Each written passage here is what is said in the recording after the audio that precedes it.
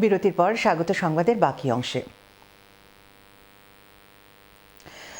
এবার নোয়াখালীর বন্যায় ঘরবাড়ি হারানো মানুষের পুনর্বাসনের লক্ষ্যে অর্থ সহায়তা বিতরণ করেছে যুক্তরাজ্য ভিত্তিক charity organization Bangladesh association Cardiff.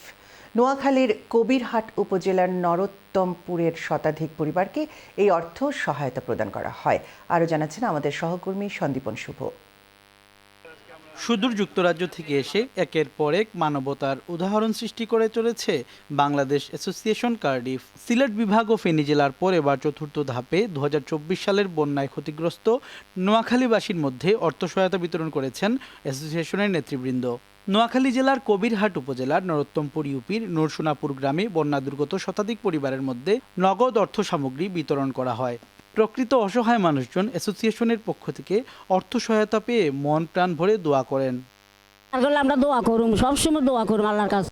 স্থানীয় সমাজসেবী আব্দুল বাসেত হিরণ ও বাংলাদেশ অ্যাসোসিয়েশন কার্ডিফের সহ-সাধারণ সম্পাদক মোহাম্মদ রফিকুল ইসলামের যৌথ সঞ্চালনায় অনুষ্ঠানে সভাপতিত্ব করেন এলাকার বহুল পরিচিত সমাজসেবী ও রাজনীতিবিদ জনাব বজলুল করিম চৌধুরী আবেদ। অনুষ্ঠানে বিশেষ অতিথি হিসেবে বক্তব্য রাখেন সংগঠনের সভাপতি হাজী কাপ্তান মিয়া, সহসভাপতি হাজী মোহাম্মদ আনা মিয়া, সাধারণ সম্পাদক মোহাম্মদ হারুন তালুকদার, সহ-সাধারণ সম্পাদক কাউন্সিলর সালেহ আহমদ, সহ-সাধারণ সম্পাদক মোহাম্মদ রফিকুল ইসলাম, অ্যাডভোকেট জহিরুদ্দিন মামুন এবং মশিউল ইসলাম মাসুম সহ আরও অনেকে। এ সময় বক্তারা প্রবাসী দাতাদের এমন উদারতাকে মানবতার অনন্য এক দৃষ্টান্ত বলে আখ্যা দিয়েছেন। আমরা এই অ্যাসোসিয়েশনকে ধন্যবাদ জানাই। সুদূর কার্ডিফ এবং সিলেট হয়ে নোয়াখালীর এই প্রত্যন্ত ইউনিয়ন নরোত্তমপুর ইউনিয়নের নূরসোনাপুর গ্রামে আমাদের ফ্লাড ড্যামেজ পিপলদেরকে সহযোগিতা করার জন্য আসার জন্য। এদিকে মানবতাবাদী সংগঠন বাংলাদেশ অ্যাসোসিয়েশন কার্ডিফের নেতৃবৃন্দ জানান, নিজেদের অর্থায়নে এসে মানুষের মুখে হাসি ফোটানোই সর্বোত্তম এবাদত। তারা আগামীতেও মানুষের সেবায় কাজ করার জন্য সকলের দোয়া কামনা করেন এবং যারা এই মানবিক কাজে অর্থ সহায়তা করেছেন সেই সব প্রবাসী দাতাদের কৃতজ্ঞতা জ্ঞাপন করেন।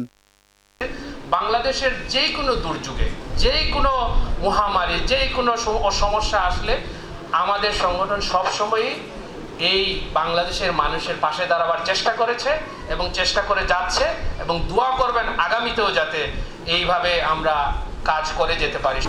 আজ পর্যন্ত আপনারা দোয়ায় কাজ করিয়া যাইতেছে, ইনশাল্লাহ আর যতদিন দুনিয়ার বাচ্চা থাকুন আপনারা দোয়া করবা, যার ফলে আমি সোশিয়াল ওয়ার্ক করিয়া যাইতে পারি, এই দোয়া চাই আপনারা। খুবই দুর্গম এলাকা, এখানের মানুষজন খুবই গরিব। আমরা আপনাদের ত্রাণ তাদের হাতে পৌঁছে দিতে পেরেছি এবং আপনাদের ত্রাণগুলো সঠিক জায়গায় পৌঁছেতে আমরা মনে করি এবং তারা আপনাদের জন্য দোয়া করবেন।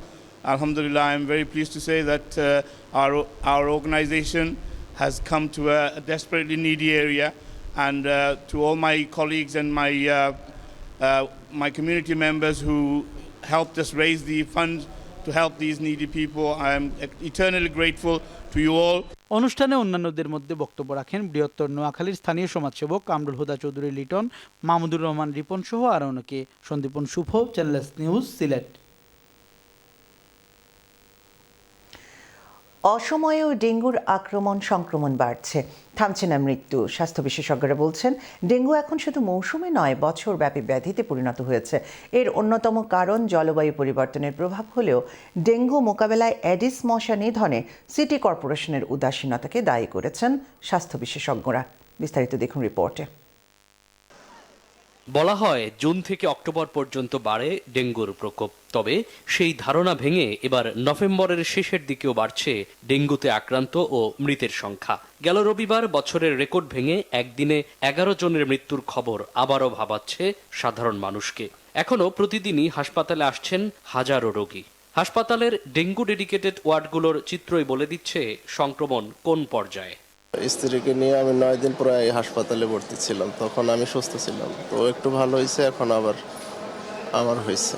সিটি কর্পোরেশন লোকে আমাদের বাসার আঙিনে তো ওষুধ দিত না, বমি আসতো, মাথা ব্যথা, পেট ব্যথা, জয়েন্ট পেইন ছিল, সিভিয়ার ডায়রিয়া, এরপরে 3-4 দিন পরে ইন্টারনাল ব্লিডিং শুরু হলো। আমাদেরকে কখনোই দেখা যায় না যে ডেঙ্গুর কোনো ওষুধ দেওয়া হচ্ছে।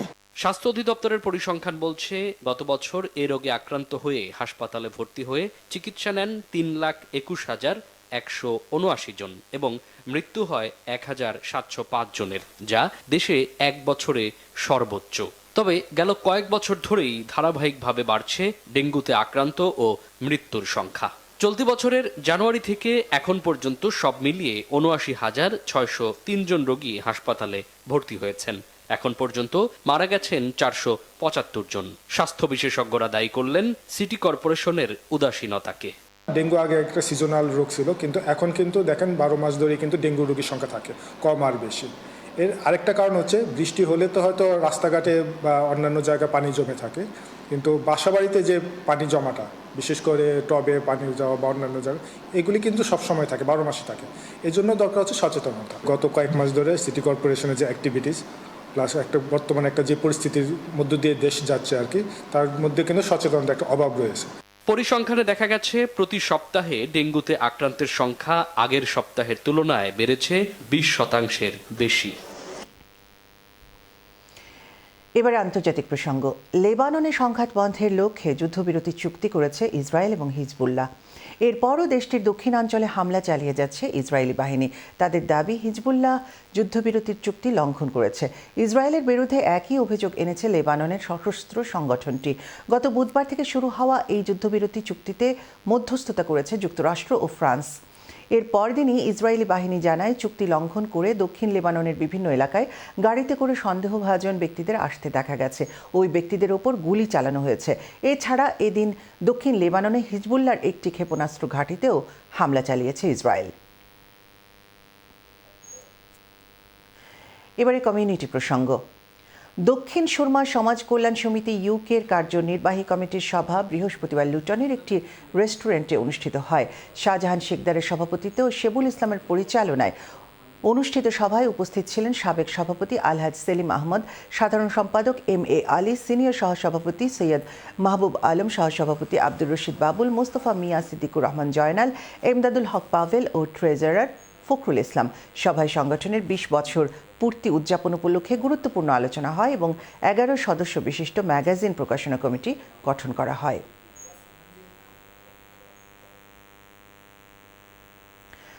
একতাবদ্ধ এবং মানুষকে উৎসাহিত ও ক্ষমতায়নের মাধ্যমে একটি কমিউনিটির উন্নয়ন সম্ভব। এছাড়া যে কোনো মানুষকে তার স্বাধীনতা ও সম্মান প্রদর্শনের মাধ্যমে কমিউনিটির সমতার ভিত্তিতে সেবা কার্যক্রম পরিচালনা সম্ভব। বৃহস্পতিবার পূর্ব লন্ডনের একটি সামাজিক সেবা প্রতিষ্ঠান আয়োজিত অনুষ্ঠানে কথা বলেন উপস্থিত বক্তারা। এতে কমিউনিটি নেতা, সোশ্যাল ওয়ার্কার, কেয়ারার সহ প্রতিষ্ঠানটি থেকে সেবা গ্রহণকারীরা উপস্থিত ছিলেন। শেখ আব্দুল কাইয়ুমের উদ্দীপনামূলক স্বাগত বক্তব্যের মাধ্যমে শুরু হওয়া অনুষ্ঠানে কথা বলেন এবং সামাজিক ও স্বাস্থ্য সেবা বিষয়ে কথা বলেন উপস্থিত বক্তারা। এবারে একটি শোক সংবাদ। পোর্টসমাউথ জামে মসজিদের সাবেক ইমাম হাফেজ মাওলানা মোহাম্মদ ইয়াকুব ইন্তেকাল করেছেন। ইন্না লিল্লাহি ওয়া ইন্না ইলাইহি রাজিউন। শুক্রবার সকাল 7:20 কুইন আলেকজান্ডার হসপিটালে 70 বছর বয়সে শেষ নিঃশ্বাস ত্যাগ করেন তিনি দীর্ঘদিন দুরারোগ্য ক্যান্সারে ভুগছিলেন। মৃত্যুকালে তিনি স্ত্রী, 2 কন্যা ও 3 ছেলে সহ অসংখ্য গুণগ্রাহী রেখে গেছেন। মরহুম হাফেজ মাওলানা ইয়াকুবের পৈতৃক নিবাস সিলেট জেলার কানাইঘাটের কাস্তো গ্রামে। হাফেজ মোহাম্মদ ইয়াকুবের মৃত্যুতে পোর্টসমাউথ কমিউনিটিতে গভীর শোক প্রকাশ করে তাঁর বিদেহী আত্মার মাগফিরাত কামনা করেছেন। মরহুমের নামাজে জানাজা শনিবার পোর্টসমাউথ সেন্ট্রাল মসজিদে সকাল 9:30 অনুষ্ঠিত হবে। জানাজায় শরীক হওয়ার জন্য মরহুমের পরিবারের পক্ষ থেকে সবার প্রতি অনুরোধ জানানো হয়েছে।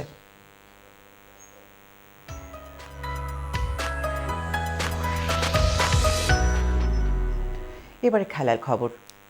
শ্রীলঙ্কার বিপক্ষে ডারবান টেস্টের তৃতীয় দিন 5 উইকেটে 366 রান করে দ্বিতীয় ইনিংস ঘোষণা করে দক্ষিণ আফ্রিকা। প্রথম ইনিংসের 149 রানের লিডের সুবাদে প্রতিপক্ষকে 516 রানের বিশাল লক্ষ্য ছুঁড়ে দেয় তারা। প্রথম ইনিংসে নিজেদের টেস্টে ইতিহাসের সবচেয়ে কম 42 রানে গুটিয়ে যাওয়ার বিব্রতকর রেকর্ড গড়া লঙ্কানরা ব্যাট হাতে দ্বিতীয়বারও ধুঁকছে।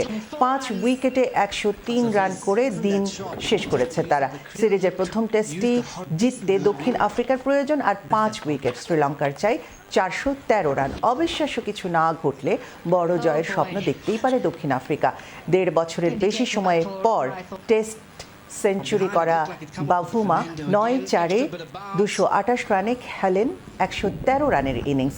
7 টেস্টের ক্যারিয়ারে এটি তার তৃতীয় শতক। The angle of coming over the wicket.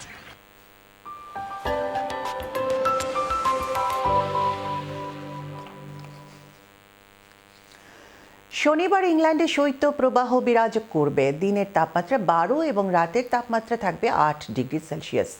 স্কটল্যান্ডেও শৈত্যপ্রবাহ বিরাজমান থাকবে। দিনের তাপমাত্রা 12 এবং রাতের তাপমাত্রা থাকবে 10 ডিগ্রি সেলসিয়াস। ওয়েলসে দিনের তাপমাত্রা বিরাজ করবে 14 ডিগ্রি সেলসিয়াস, রাতের তাপমাত্রা থাকবে 11 ডিগ্রি। এবারে দেখে নিন ব্রিটেন সহ বিশ্বের বিভিন্ন দেশের গুরুত্বপূর্ণ কয়েকটি শহরের শনিবারের সম্ভাব্য তাপমাত্রা।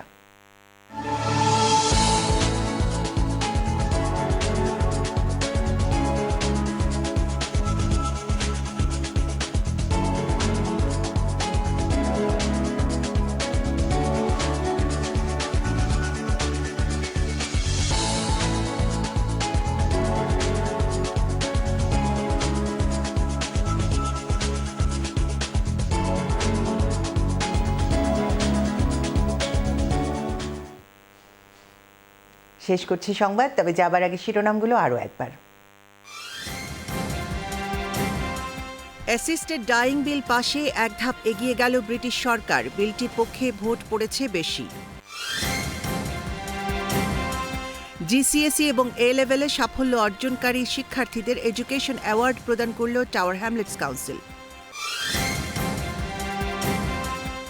ইসকন নিষিদ্ধ এবং আইনজীবী আলিফ হত্যাকারীদের ফাঁসির দাবিতে দেশের বিভিন্ন স্থানে বিক্ষোভ।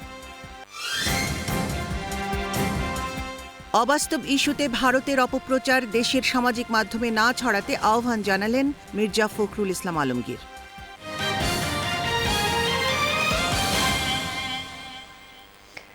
চ্যানেল এস এর পরবর্তী নিয়মিত সংবাদ দেখার আমন্ত্রণ জানিয়ে এখনকার মতো বিদায় নিচ্ছি।